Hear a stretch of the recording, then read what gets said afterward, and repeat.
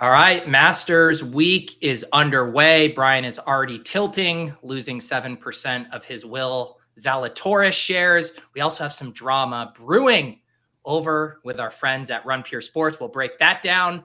Is the Fed launching their own digital coin? We got a little news on that all today on Lulz.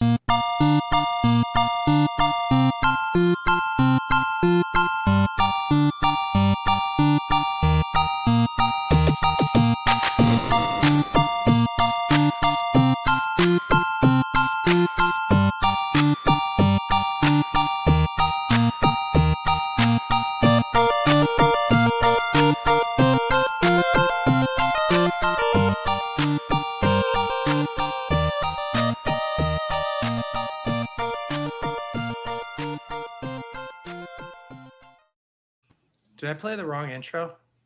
No, that was right. Wait, that was the old one. Yeah, I played the old. I normally use that as the outro. I didn't play our actual intro music. I don't know if I have the heart to redo that. So maybe we'll close with the typical intro as the outro. Okay, why not? We'll Switch it up a little bit. Brian, how many hours did you put in your 80 hours for building Masters lineups? I put in a solid 2, 3. Okay, that's good. Yeah. That's good. Were you I heard chatter early in the week about weather issues. Did that end up coming into factoring into your process? I didn't force anything extra other than what the projections already have in them. But it's last week. I don't know if you paid attention. There was weather issue. I think it was last week. There was weather issues as well, and there was like a fog delay for like an hour or two, which just completely then throws all your adjustments out of whack because then like they're not going off at their designated times and everything. Right. So it's like the next wave actually gets the benefit if there is one, and that happens. Right. That happens more than just last week. It happens occasionally, so it's tough to really decide. And it seemed like this one was more like days are going to get rained out, entire days possibly, and weekend days, which don't really matter for the 4-day slate. But it seemed like there was like maybe a slight edge for I think like Thursday afternoon field, but yeah. Willie Z just patrolled. Yeah, we know that's what he was talking about. Yeah, I know. Rest in peace to all the Willie Z backers. I made a handful of Millie lineups on DraftKings. I do believe I have him in a couple of those. So I am down bad with the rest of you. Brian, do you? I don't know if it's just if this is just anecdotal, but just surveying my Twitter feed, seeing some of the view counts I saw. My friend over DFS Degenerate 75, he had one of the highest view counts on his Masters preview show. Rick Rungood said he hit an all-time view count on his Masters preview show on his channel. It does seem like golf and like golf betting and DFS interest is at an all-time high. Does that kind of track for you as well? Sure. All-time high, maybe, but it's definitely popular. Yeah. Good thing too. Yeah, I mean, are the contests on DraftKings, are there more contests? Are they bigger? Do you notice that? Or is it the same as previous years? It seems about the same, I would guess, as last year. Maybe a few extra ones. Yeah. Nothing insane. What did you end up playing for Masters action? I entered most of the stuff. I entered 3 into the 2200 Millie Maker, and then I did 50 into the $100 one. Okay. I was thinking about maxing it, and then I forgot. And then I was like going to come back and just max it, but then the prize pools are still ridiculous. So it's a huge bankroll strain to go for a almost winner take all format in these. Yeah. But then I maxed the $15 whatever the other one was, and entered a bunch of other stuff and some single entries. And I was going to do cash game, but I ended up not putting in the time. And then I also did FanDuel and Yahoo. I would have assumed cash game would have been a very quick lift. I thought that would be the easiest part. Yeah, I didn't enter it. I was going to go back and enter all the ones, and then I just did my GPP and then forgot. With the injury stuff, because I don't want them to pull an MMA and start doing late swap in golf, and you got to like pay attention all day as guys tee off.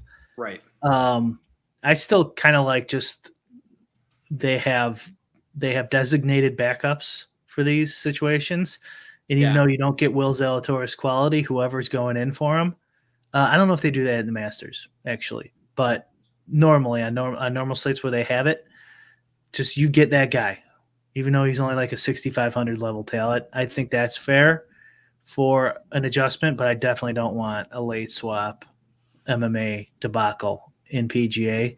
Although it does suck. I really blame like the reporting, and this should make everyone Live fans, because Live like will at least like put pressure on them to make their customers happy, and I'm sure everyone wants to know who's going to be playing.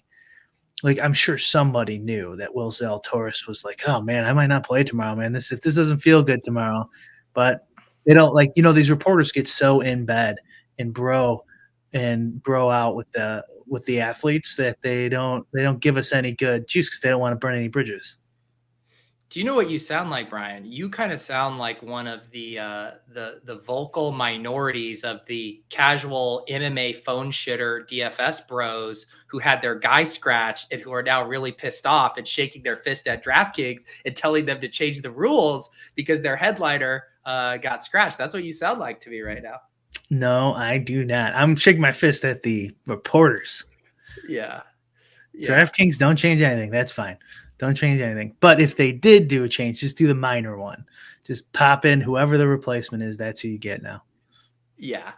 Yeah, and I mean that's with the underdog daily contest too for like the nightly stuff, like that's one of the huge strategies is like taking risks on the guys with Q tags or who might not play.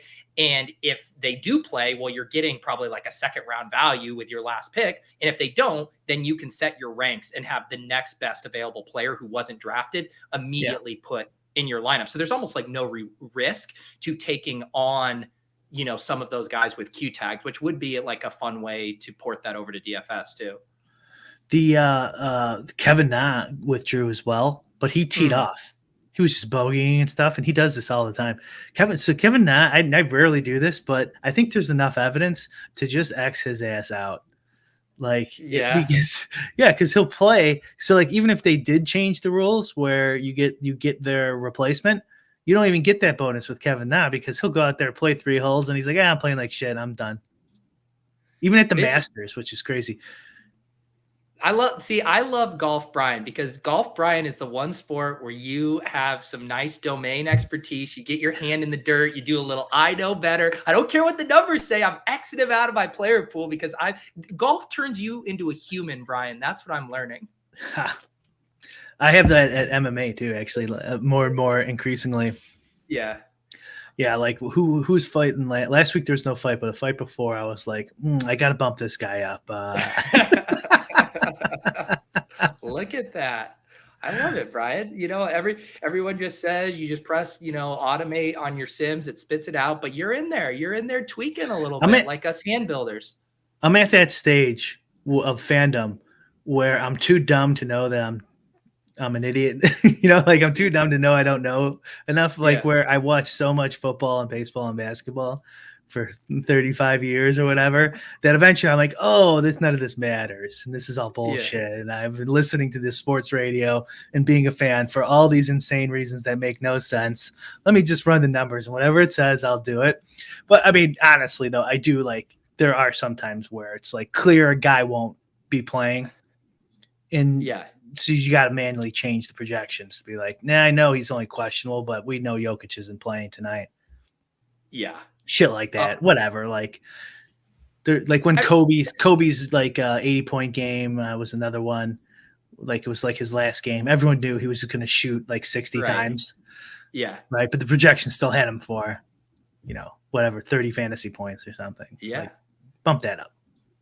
I like it, Brian. I think this is going to be good for your image. Brian's a man of the people. He's going in there and IK being these projections, just like the rest of us. Slightly. I love it. Oh yeah, this is actually a good question from Nick. We haven't gotten an update on your DraftKings Onyx watch. Is it a good luck charm? Are you building winners? Is it in cold storage? Haven't worn it, but just its presence hasn't been too good. Maybe I gotta get rid of it. I haven't been winning. Like and subscribe. One of you will be winning Brian's watch. If we reach 20,000 audio downloads on Lulz, Brian will give it away. Yeah, those giveaways are slowing down ever since my accountant said I can't write them off. Oh, really? He I tried to write off those NFTs we gave away last year or whatever. And he's like, no, you can't do it. What the fuck? Wow. I thought you were going to say it was like we were talking on the club show, like NFT NYC's coming up and how in the bull market, all of the projects had open bars for their parties. So, come on by, drink whatever you want. And now it's like cash bar. No bringing any plus ones. It's like everyone's having to tighten up a little bit. Oh, yeah. Days. Oh, yeah. I think that's going to happen eventually with DraftKings too. Because they put us in the sports book bucket right now. And like the Oxen tier guys, it looks like 60% of those guys are sports bettors. I don't recognize their names. Really? I don't know. Maybe I'm making that number. I'm definitely making that number up, but maybe I'm wrong. I think we're getting some perks we might not get 2 years from now. Go. Like, hey, these DFS bros, they don't need this stuff. They're gonna play anyways. I still I'll continue to put this out there. I know a lot of pro DFS players, high stakes DFS players watch this show. If you cashed in one of the non-chalk prizes, specifically that DraftKings motorbike, perhaps a truffle hunting expedition in Italy, please hit us up. I would love to hear about the rationale and the story behind your purchase. Someone didn't do this as a content play, Brian, for the bid equity. I mean, all of you guys are just such EV grinders that you had to get the watch and the golf clubs and just move on with your life. That's what I was doing. What am I going to do with a motorcycle? And the trip's just not happening. Brian, I'm telling you, just like swapping out that acoustic guitar for the motorcycle in your background at your lake house would just be absolutely incredible as a backdrop. Wheel up on the bed.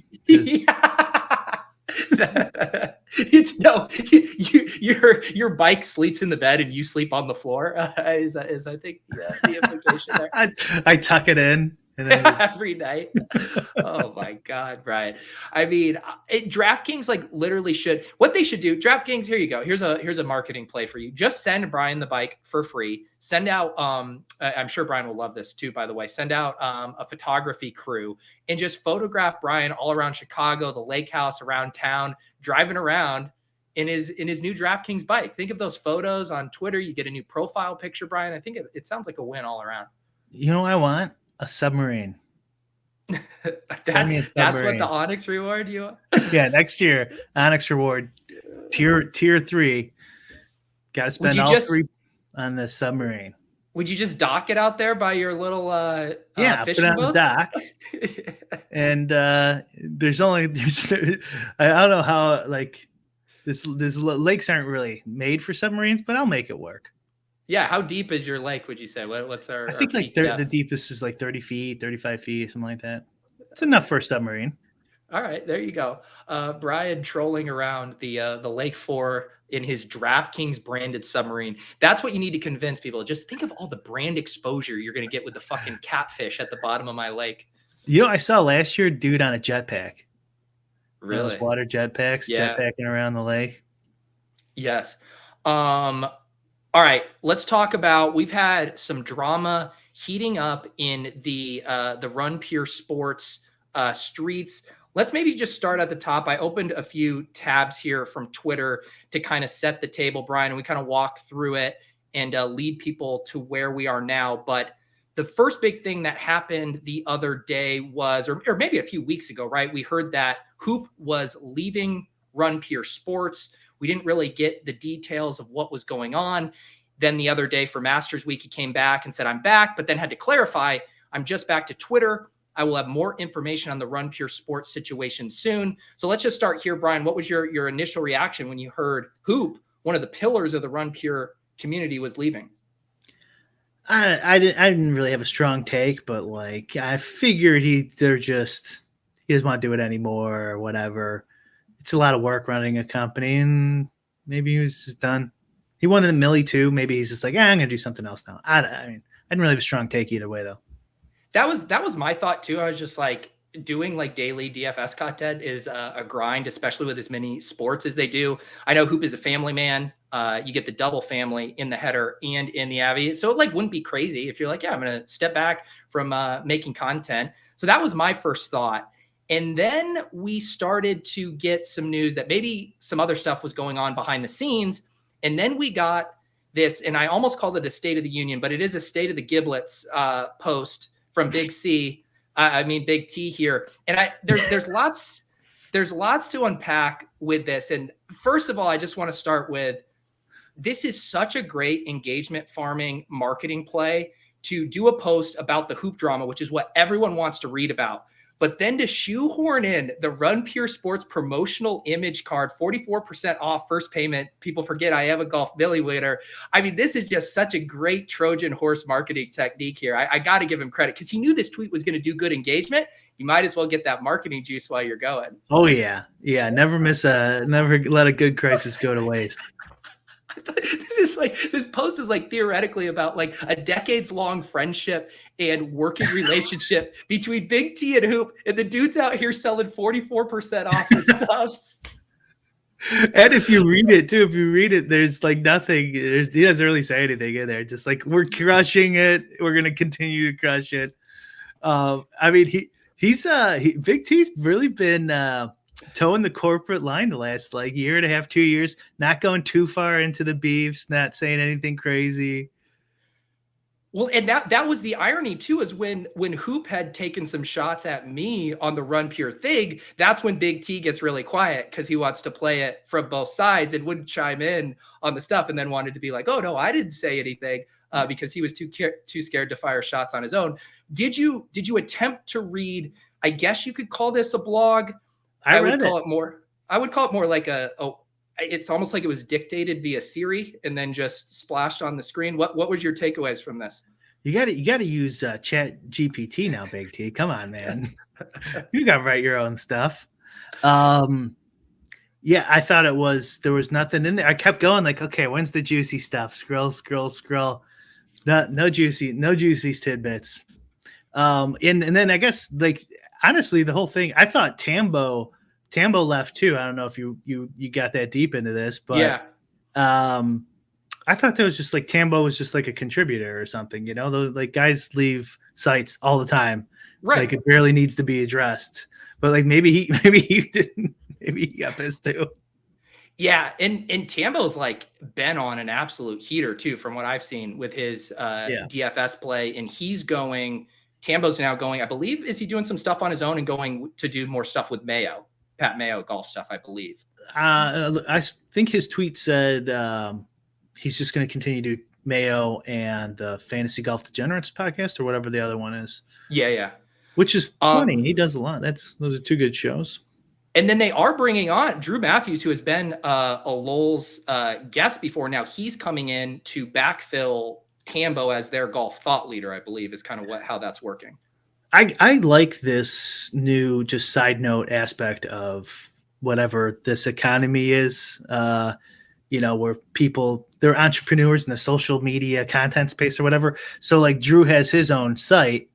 So normally, historically, like you don't want to join forces with another competitor, right? Mm-hmm. But I like this environment of, it's good for Drew and it's good for them because now they have a legitimate golf guy to do their content, fill in for people who left, and pump his site a little bit too. So he gains, but they both win. So it's like a win-win.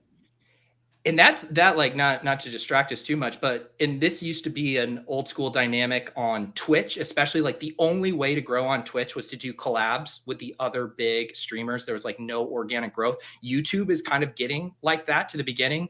Like even as just like a random example, we had on Ship Chasing the other night, Ron Stewart, who's a young kid that has a good YouTube channel and has like 25,000 subs. And we had him on Ship Chasing and we gained a ton of subs just from Ron coming over in doing our show. He promoted it with his guys, and people were excited to come and check out another channel. So like the collab idea too, where it's like you build up these like, oh, I'm rivals with these guys, or if someone subscribes to our site, that means they're not subscribing to ours. Like Right. the YouTube algorithms and the social algorithms think about that stuff completely different. They love the collabs. Yeah, you don't lose anything. You don't. No. You really don't. I mean, DFS a little different because you might get someone who just wants PGA or something, then they sign up for Juice site after he leaves Fantasy Golf Bag and then doesn't re-up with RPA. That's possible, but definitely in the way you described it with YouTube, they Travis wants us to check our DMs. I don't know if you saw. I got it. We'll get there. We'll get there. All right. Can we just continue on the side note just for a second? We'll talk about who I promise, but I just heard this interesting analogy. I wanted to get your take on it because it reminded me of you talking about TikTok, since we're talking about social media, and how you think they have like a 600 or plus batting average for giving you what you want in the algorithm. Yeah. And this idea I heard on the No Agenda podcast about like Western media versus Eastern media, and kind of this, if it bleeds, it leads. Western media, Skip Bayless and Stephen A. Smith confrontational algorithm of Twitter and YouTube of people giving you content you hate, like kind of like, I don't know if I'm explaining the idea. I know what you're saying. Yeah. And Twitter and TikTok is kind of the opposite of just gives you what you want. And I think the whole banning thing is more related to stock prices, and Google and Facebook, et cetera, have ins and lobbyists, and they've been working there for decades with these relationships, and they just want to get rid of one of their competitors or at least hurt them. I think that's a big chunk of it. But another one is this idea is like, oh, maybe it's like this new Eastern like marketing algorithm style that they don't want to deal with or don't want to compete with. Yeah. I don't know. I just thought that was an interesting idea. It made me like, oh shit, maybe pink. Cause I've never been on TikTok like for more than 2 seconds. So like, you would love it, Brian. The algorithm would quickly realize how much you love naked yoga content. I mean, you see it on there a day, and it starts serving you up that good old naked yoga for sure. All right, I'm downloading it. That's his hard sell right there. I just caught this line as I was glancing. I didn't get this before. I would bet on Drew having his best year ever in 2023 as he dives into this community and sees just how great it is. Do you think there is a correlation to becoming a better DFS player by diving into a community and seeing how great it is? Yeah, I think if you sign with Run Pure, you'd probably win minimum $3 million this year. Well, I mean, Brian, I hang out with you and I hang out in the Lulz Discord, and I feel like I've gotten worse as a DFS player. Well, that's our selling. If you join us, you're going to lose money. Do you know my other kind of theory, because we're all trying to read between the lines of this post, and I'm wondering, do you think they pushed Hoop out so they could afford a copy editor for Big T's posts? That's kind of now my new working theory. Wait, are you saying there's no copy editing here? Or I don't think they have a copy editor, but maybe now that they have the salary for a copy editor. So there was this post, and like you said, there's not a lot said here as far as like revealing what actually went behind the scenes. Most of the stuff that's come out is that there was differences in opinion about the future of the company, which is about as ambiguous as you can get from a leadership perspective. But things really heated up yesterday afternoon when I believe this is Hoop's wife. She has the same profile picture as him. Jennifer wrote, "Did you forget to add the part where you hired your friend of 20 plus years as the new CEO to ultimately push Mike out, also blocking him from his own website and not allowing him to do any content for the members?" So this is when we first got our actual look behind the scenes here. This is when we started DMing each other like, maybe this might be more interesting than we thought. Maybe we should we like, because I think we're like, should we message any of these guys? And like, nah, at first, let's not bother. But yeah, a little side criticism of her criticism. It is really hard doing like even the smallest of businesses like mine, or trying to be on your own like you are, Pete. And hiring someone just like that you really can trust is like super beneficial, especially if they have some like skills. So like, I don't think that's it. We're not talking about like a, a public sector government thing where somebody hires their buddy for a contract, right? This is your own private business and it could be beneficial. But I kind of get what she's saying. There is maybe this guy's an idiot and doesn't know anything. The only reason you hired him because he's your drinking buddy or something. Maybe she's like, so like, which that's lame to do to your so-called pal Hoop. Right. I mean, what I got from how she worded this was that because it was your friend and the power struggle of just being like, hey, you need to leave. You're not doing where the rest of us want this company to go, that you hired someone else to do that firing or ousting for you, where it was like, oh, you can kind of hide behind this shield. And I don't even know who this guy is that they hired that's friends with him. And I don't even know, like, one of the things Big T reveals in that blog is that they had like no corporate structure, like the rules were very hardly defined. Who knows how even their like equity is divvied up there and how that's all going to work. But it did seem like this was a power struggle here for the future of the company, and that this new CEO, it's basically like Succession, if Succession was at a boutique DFS site. I still haven't watched that, but I think I catch the gist of it. Blocking, and here's another corporate move here, like the firing someone and they directly have to leave the building type of thing. And the reason you do that is because you don't want them to go back to their computer and cause problems, right? They like, everyone knows what I'm talking about, I'm assuming.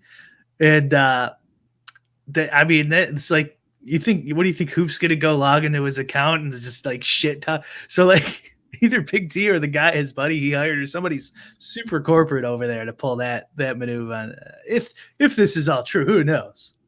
And to your point, like when it happens in like a private corporate setting and it's like, oh, if you were going to self-sabotage from within with internal company records or internal email lists, but the way things play out in the content game is like Hoop's platform, like, okay, so what, he can't go in like the Discord or log into the like CMS on their WordPress and write like run pure fuck me. Like he can also just go to his Twitter and like write that as well, and everyone's going to see it there. Like Hoop has already started tweeting. He did a Spaces the other day. He can spin up his own platform very quickly to get his side of the story out, which makes it a little silly if this is true that they did like a full sale, like had the security guard escort him to the e-doors or whatever. Yeah, I mean, to give them like credit, I would assume it would be more like he could download their database and then start his own site. He could, you know what I mean? Because he'd have all the contact info. He could just steal maybe he had full access and he could just copy paste the whole site. And then he's like, well, now I got runpuresports.com, right? And it was really mine, dude. Anyways, so there's nothing you can't sue me, bro, because I put in all the time for all this shit too. So that it was probably something like that. I don't know if credit's the right word, but what do you think about the dynamic of, and I don't think as far as like having like here, okay, this is my question. Do you think Jennifer Hoop's wife said to Hoop, like, dude, this blog post like pisses me off, I'm gonna blast off, and Hoop was like, whatever, go for it? Do you think she went rogue, was so pissed off, and then Hoop was like, babe, like how do you think that went down? Because I'm always fascinated, because you see this dynamic with athletes, right? And their wives and girlfriends kind of chiming in to defend them or speak on the thing. And I always wonder, like, are they going rogue, or is this like a united front where this messaging was agreed upon to come from her, but not him? That's a good question. I don't know. Who knows? Maybe if he ever comes on, we can ask him that one. I do like it though.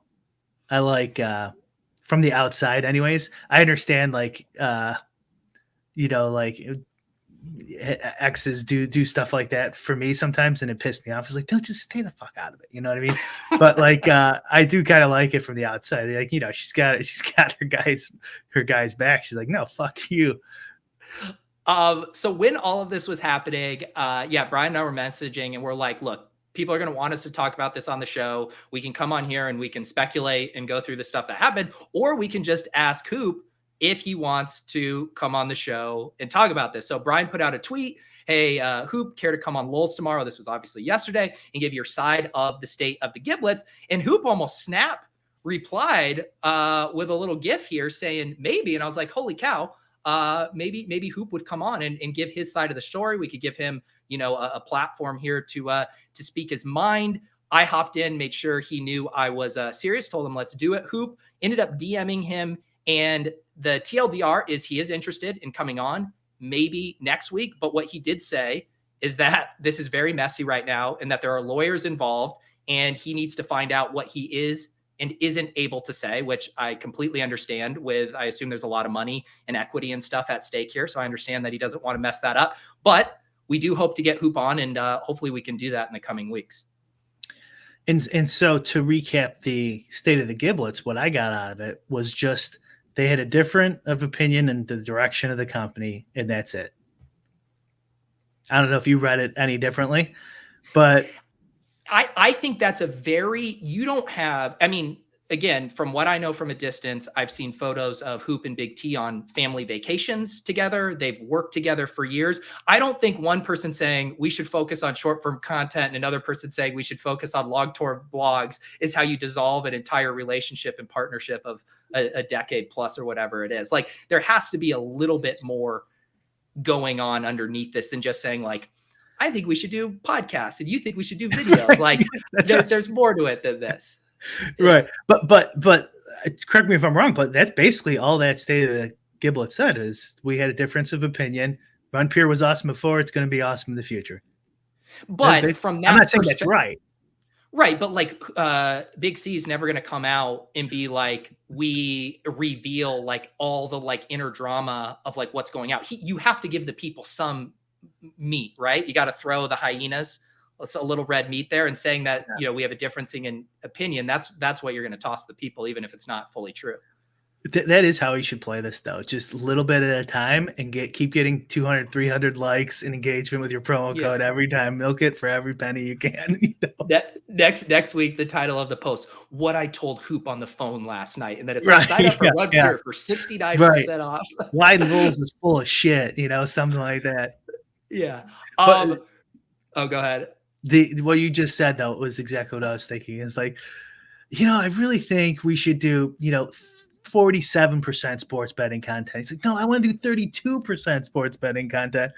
We bridge this gap. I just have to leave. It doesn't. Are you sure we should release 5 podcasts today, or should we only bump that down to 3? Right. No, that's not what that results in people getting mad at each other. And then like the next day you get back to work. That doesn't dissolve a partnership. Even if it was like super dramatic within the realm of like reasonable, I mean, like if Hoop wanted to do all yoga, all naked yoga site, I could understand. Big T's like, we can't go in that direction. Okay. I don't think that's going to work. That's where we're going to see the Brian Hooper joins RPS when they go to naked yoga. That's how they get you.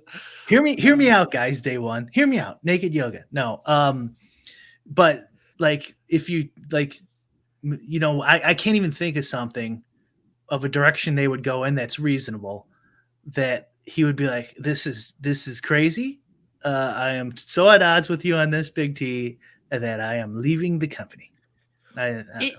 It does go back to your point, though, too, of, again, taking it more macro about how hard it is to grow and scale a business. And, the more subs you get and the more revenue, then you're hiring more people. You're hiring video editors, contributors, back-end people, accountants, all of this stuff. The pressure gets ratcheted up. All of a sudden, these are content guys at their core. They do video, they do podcasts, they write some short articles, they play DFS. That's what they are. Scaling a business, running that behind the scenes is a whole different beast. And it does not surprise me whatsoever that the stressors come when you add that level of stuff that, even Hoop admits or Big C admits in the piece that it's not even their expertise. They were out ahead of their skis trying to figure that stuff out. So I can see how that would have been, a stressful dynamic. Maybe that's it. Maybe just in the guessing territory here now is Big T was like, we can't do this. We're content guys. We don't know what the fuck we're doing. Bring it in my buddy. And Hoop's like, no, dude, I want to give him 20%. And that was it. Mm-hmm. It's like, okay, no, we're giving him 20%. No, I don't want to. All right, then you got to go.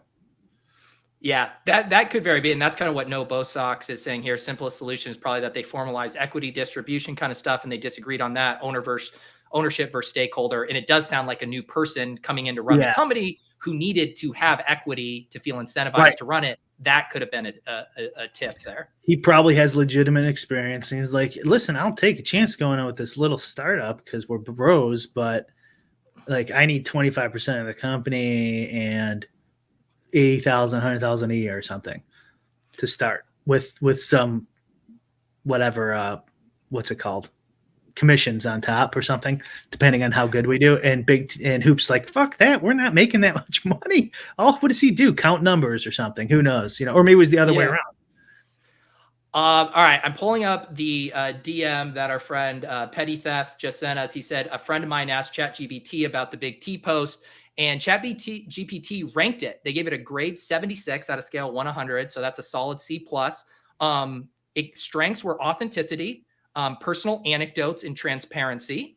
I don't know about the transparency thing. I'd say faux transparency. I do believe maybe the authenticity, personal anecdotes. The weaknesses: organization. The paper lacks a clear structure and organization, which can make it difficult for readers to follow the author's made points and arguments. Grammar and punctuation. There are numerous instances of grammatical errors and punctuation mistakes that detract from the overall readability of the paper, and lack of focus. The paper tends to meander and go off on tangents, making it difficult to ascertain the key takeaways and messages the author wishes to convey. This paper would benefit from more concise and focused writing.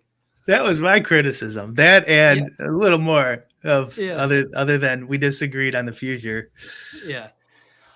Big T. And then, of course, all of the other ancillary characters in the world of DFS weighing in on this situation. I'd be remiss not to notice our friend RBX88, millionaire maker winner himself, a man who's been known to miss a lock because he's having an orgy.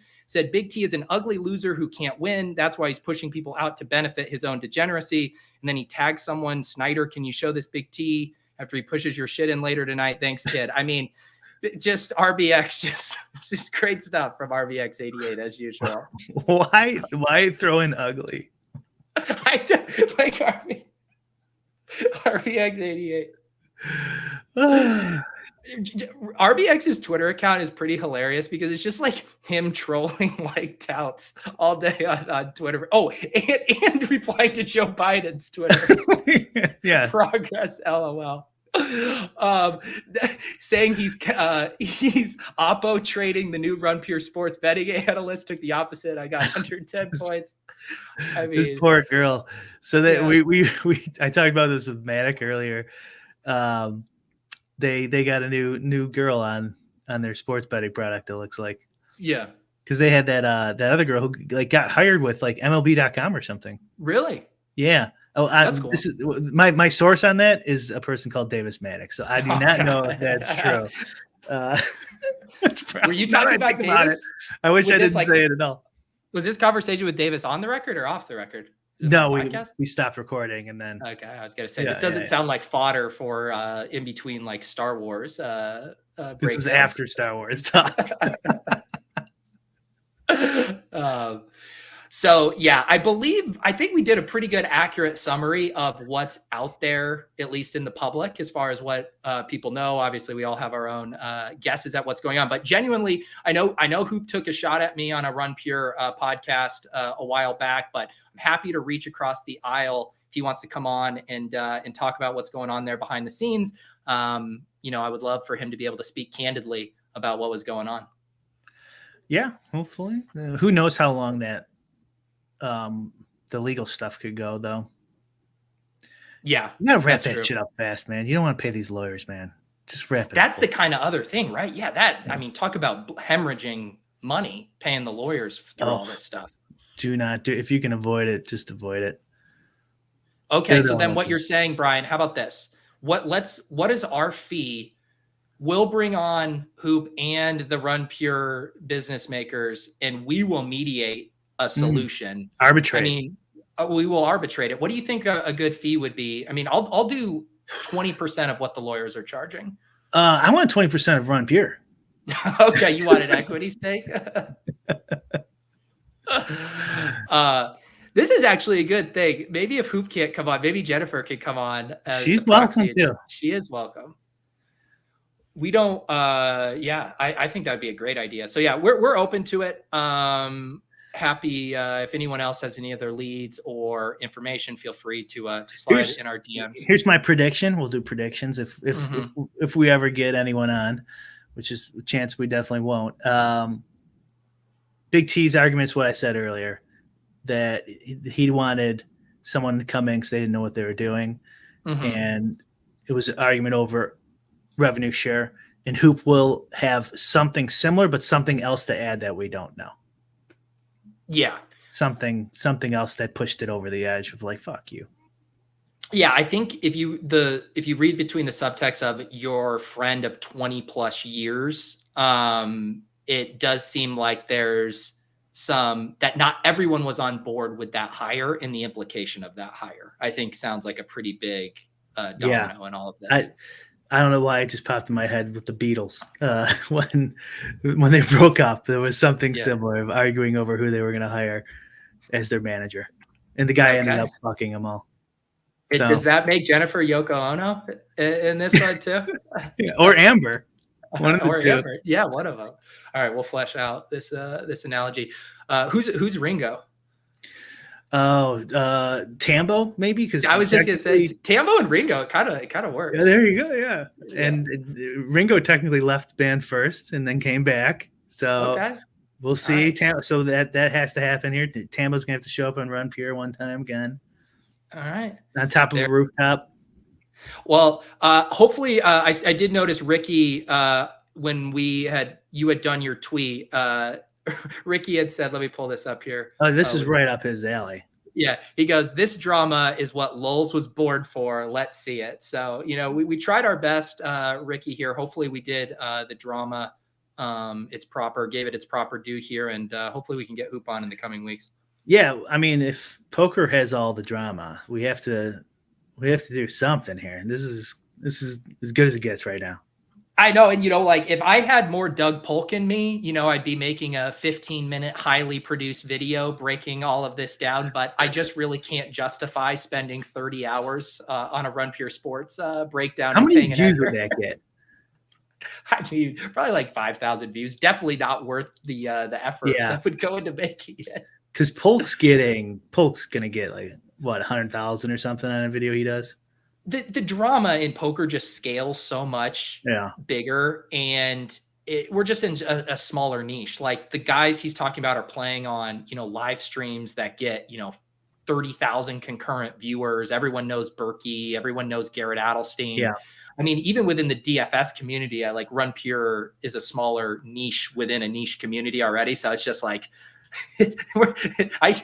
hopefully there's a day, Brian, where we can justify devoting more resources to DFS drama because there's actually eyeballs for it, but we are not at that point.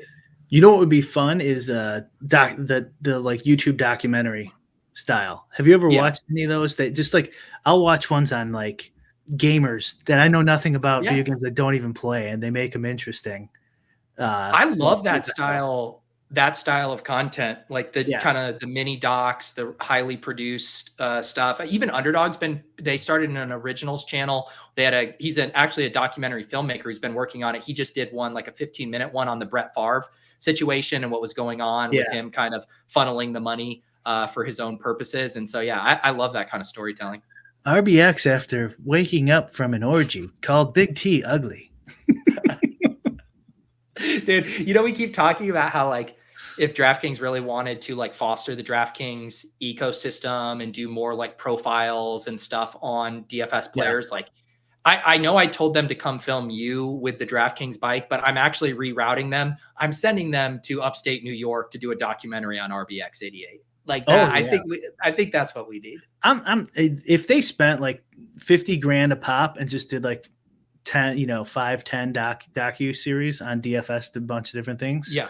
Don't do it themselves though. have somebody else do it. I don't know how much money that would make DraftKings, but it definitely would. You could get some of those viral. I forget what it was. It was way back when. It was in the lead up to one big tournament. Maybe it was a tournament of champions, and they did a 5 to 6 minute little mini documentary, and they did Bales, they did Condia. There was a couple other players, and they were really interesting. They were super well made. They have Bales lifting in his garage and shit and following him around.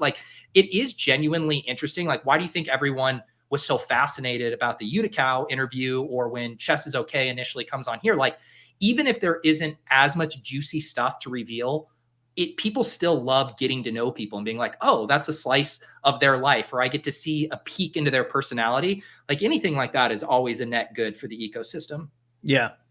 Yeah. I'd love to see some of those. I mean, the EM2 Coke binge, 6 months Coke binge. That would be a good one. Would have been really good with Rufus and the shit with Rufus and the challenge versus Alex. That would have been a fun one. For sure. Guessing views.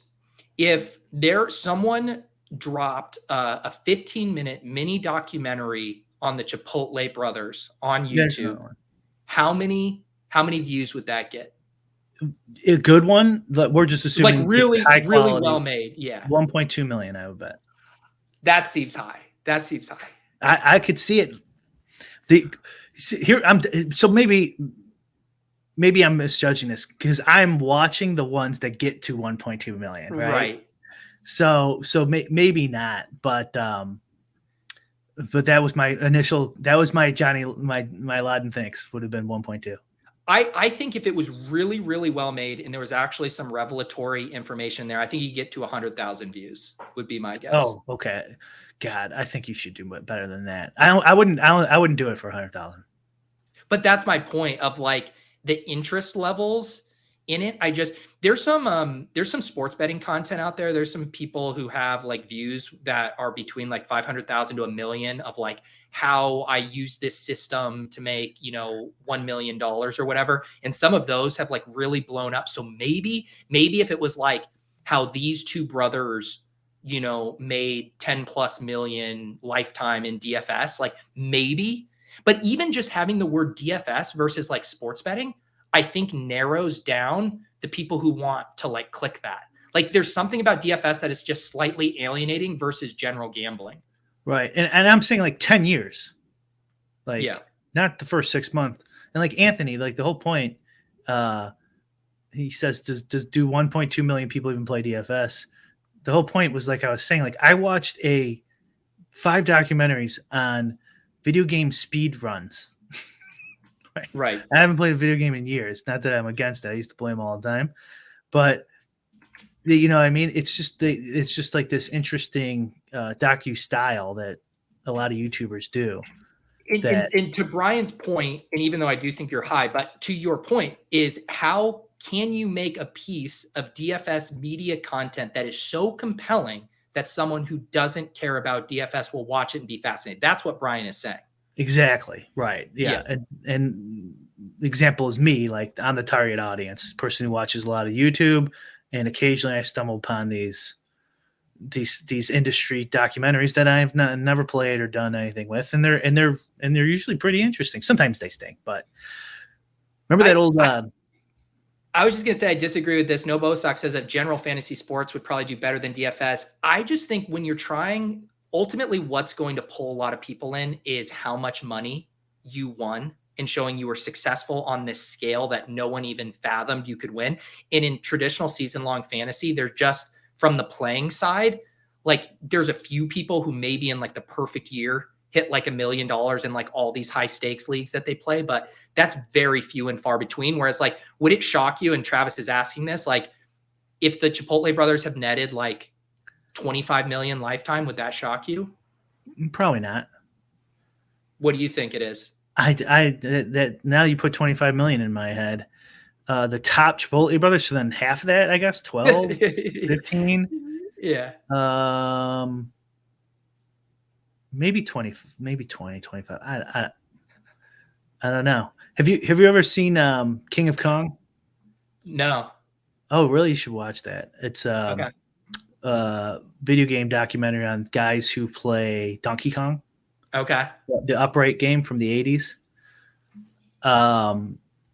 It's a perfect example of what Anthony's missing here is, you don't have to care about Donkey Kong or anything to get an entertaining documentary on some strange people. But yeah, I don't know I'm sure you can Google streaming service. I'm sure it's free still on one of them, but yeah, that's classic.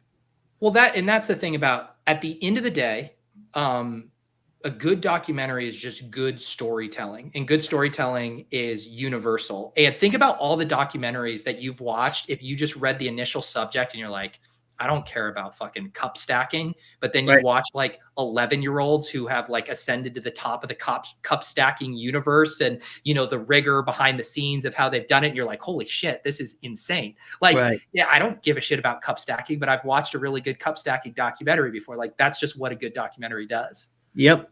I could see that too with the Rubik's cubes. Yeah, I saw that one too. Yeah. Yeah. There's the really weird one. Did you ever see the one on HBO? And these are kind of like my favorite documentaries, and it's kind of like the Don't Fuck with Cats, where it like starts as one thing and then morphs because they're basically telling the story in real time, and they discover a new, more interesting story than what they actually set out to make the documentary about. But there was one about like competitive tickling, I believe was the subject. Did you ever hear about that one on HBO? I have, I think. Yeah. And it gets like sometimes they get some of the guys, of course, get a little too pervy or something. Yeah. Shit, I revealed my secret. Christopher says, we know what Pete does when he's not streaming. He's stacking cups in his basement to beat 11-year-olds. I used to be so jealous of those kids because that was kind of in vogue too. When I was in elementary school, kids had started doing that. I'm like, damn, you're good at stacking cups, man. How do I get my mom to get me in the cup stacking game? This would be an epic idea too. RBX on The Bachelor. I mean, he wouldn't last more than a round. She's ugly. Oh, God. Would you want to see RBX as the Bachelor or a contestant on The Bachelorette? Oh God.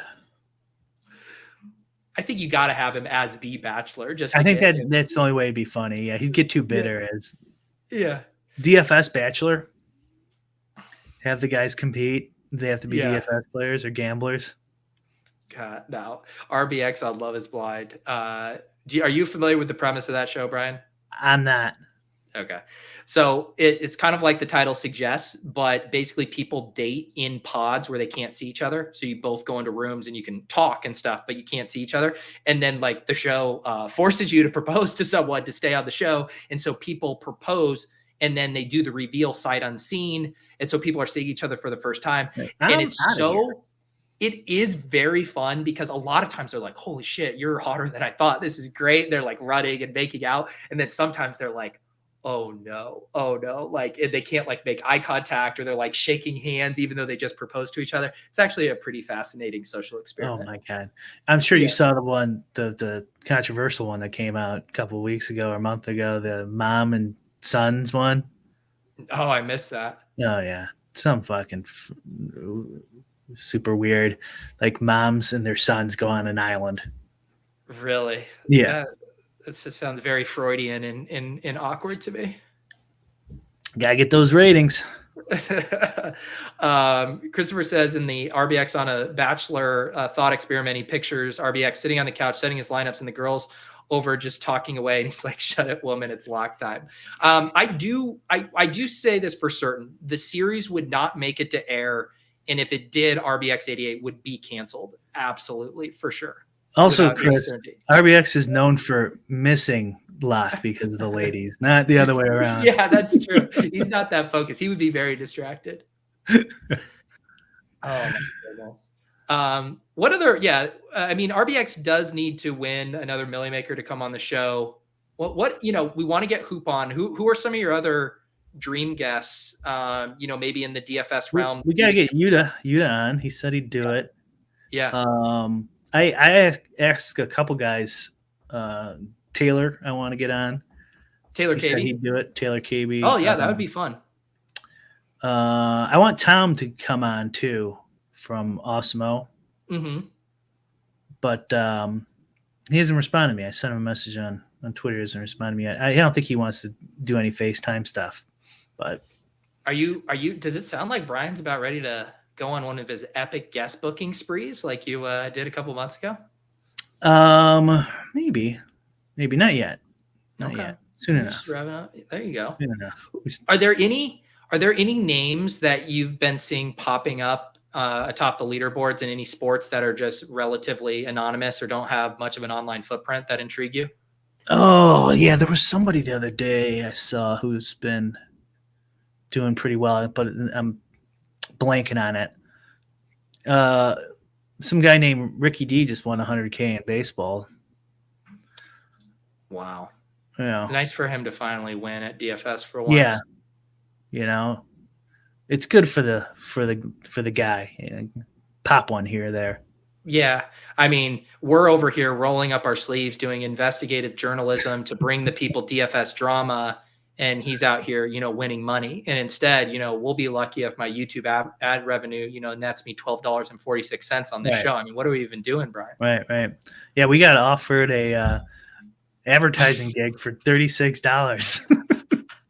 Brian sent this to me on our podcast feed. And it was like something, I thought it was where you just dynamically insert it, like you just press a button and it's there, and they sent us 36. I was like, sure, go for it. And then you're like, no, they want us to record the ad themselves for $36. I was like, we're not doing this, Brian. Yeah, all right. You got to read the fine print on these. Yeah, because I was like, if we swap these out for the ones they give us less money, go ahead. Who cares? Like, no, live read. A live read. And it's like, okay, fuck you.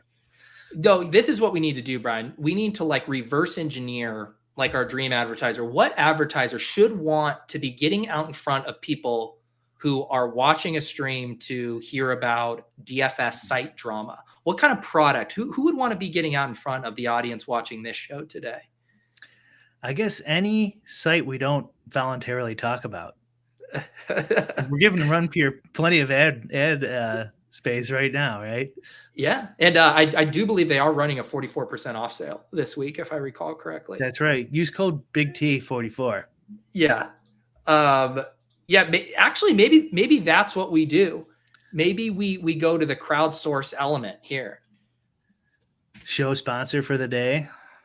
Yeah, how about this? Because maybe I'll just start doing, and I should be able to spell your ChatGPT. You are ad here. Oh no! I was making fun of grammar, and now we gotta proofread that ChatGPT. Here we go. So yeah, I think maybe just going. Come on, I saved it. Did we ever do that, or am I making this up? If I go to ChatGPT and ask it how we should do our ad revenue. How should I? What do we want? How should we make money on our podcast? Tell YouTube or tell ChatGPT we have 127 people watching live right now. What is the best way to monetize these eyeballs? Okay.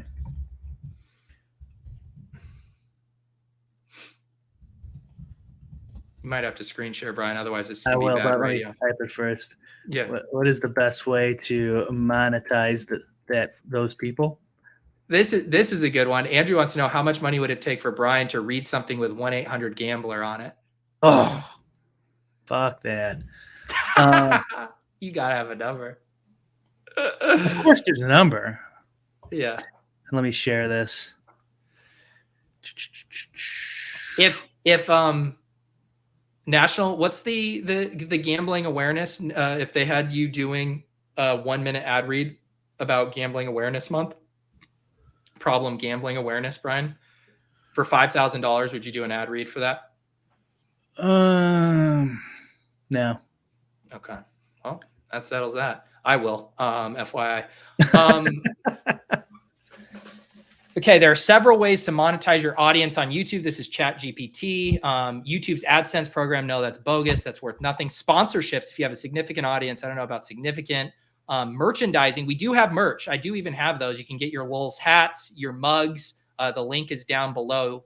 You should be able to, I think even if you're watching this on YouTube, it says products. If you click that, affiliate marketing, you can promote your products or services. Sign up on Underdog Fantasy, promo code Pete will get you a $100 deposit match. Crowdfunding. You can use crowdfunding platforms like Patreon or Kickstarter to ask your viewers to support. I was hoping for something a little more groundbreaking, Brian. I almost pulled a Alex Baker, and you can see on the left, that's my search history. Oh, Brian, I actually the other day was on a show and I was too embarrassed for a couple of mine, just like how to do like a simple Excel formula that I was like, I'm not pulling this up to reveal the whole thing. I'm like, oh my God, I think, phew, there's nothing bad. Brian, these are so good. Origins of Suckers, grill pork loin fillet, Caffeine-free Pepsi contains. I mean, I love this. The origin of suckers, I was thinking the other day, because I say it all the time as a joke, like sucker, I'm like, where's that come from? And it comes from the most that no one knows, but the best one I saw was there was a fish called a sucker that's really easy to catch. One of mine is Pelican's highest usage player right now. ChatGPT wasn't able to help me out with that one. You could see gambling addiction prevalence. I did that one right before our show with Jack. Oh my goodness. All right. We did it all. Your ad could go here. If you're interested in advertising on Lulz, we are open for business here. As you can see down below, primo real estate, as we talk about drama in the DFS space, and you get to command all of those eyeballs with your product. Brian, anything else going on in your neck of the woods today? No, sir. We got MMA back this weekend, though. Ooh, is it a good card? Be a good card. Yeah, it's it's Adesanya versus Pure again. Ooh, okay. That's a good one. Yeah. Let's see if Hooper's playing. He's probably still recovering from his face being brutally beaten. So many hoops. Brian Hooper, Chase Hooper, Run Pure Hoop. So many hoops. Kevin Holland, Rob Font, Gilbert Burns. Gilbert Burns minus 475 versus Masvidal. Okay. Pretty crazy. Right. Masvidal. Yeah, this is a good card. It's a good card. Yeah. Austin Hooper, for sure. All right, guys. Appreciate you. If you guys are on Twitter, go to Brian's tweet from yesterday. Tell Hoop you'd like to really see him on the show. That would probably help a little bit. And we will see you guys next week. As always, Thursday, 1:30 p.m. Eastern. Hop in the Deposit Kingdom Discord, Bricks Discord. Chop it up with us. We appreciate you. Have a great week. And as promised, because I used the outro for the intro, we are going out with the intro. Does he think? I think he thinks this. He thinks this is a go. Vegas Dave thinks this is a go. Hot naked girls doing yoga. What? Why don't you just win like a man? Random.org. Type in 1 for yes, 2 for no. Let the DFS gods pick for you. And I'm absolutely begging you not to dupe us. Please don't dupe us.